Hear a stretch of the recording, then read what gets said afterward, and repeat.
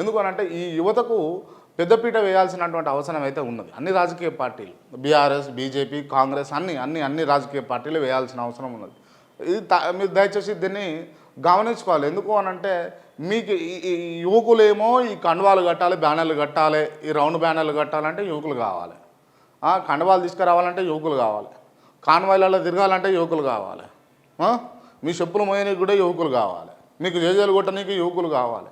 కానీ యువకులకు మాత్రం పదవులు ఇస్తలేరే, యువకులకు మాత్రం ఏ పదవులు ఇస్తలేరు.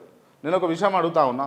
కొంతమంది ఇప్పుడు కాంగ్రెస్ పార్టీ వాళ్ళ గురించి మాట్లాడుతున్నాం. కాంగ్రెస్ పార్టీ అధికారంలో ఉంది కాబట్టి అధికార పార్టీ ఎమ్మెల్యేలు ఉన్నారు కదా, ఎమ్మెల్యేల కింద పనిచేస్తున్న యువకులారా మీరు ఒక్కసారి ఆలోచన చేయండి.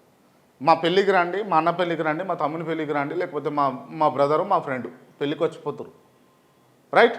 మీ ఇంట్లో ఏదైనా దావత్ అయింది, పిలిచిను, ప్రేమపూర్వకంగా వచ్చిపోతారు, బాగుంది. నీకేంది అని అంటే ఉబ్బిపోవుడు అప్పుడే ఆడికే, ఎమ్మెల్యే పిలవంగానే వస్తుండు, ఏడుకంటే ఆడికి నేను చెప్పిన కాడికి వస్తుండు అని నువ్వు ఫీల్ అవుతున్నావు. బట్ నీకు కావాల్సింది నువ్వు పిలిస్తే కావుడు, నువ్వు పిలిస్తే ఓ ఎమ్మెల్యే వచ్చు కాదు, నువ్వు ఎమ్మెల్యే కావుడు కావాలి, నువ్వు ఎంపీటీసీ కావుడు కావాలి, నువ్వు జడ్పీటీసీ కావుడు కావాలి.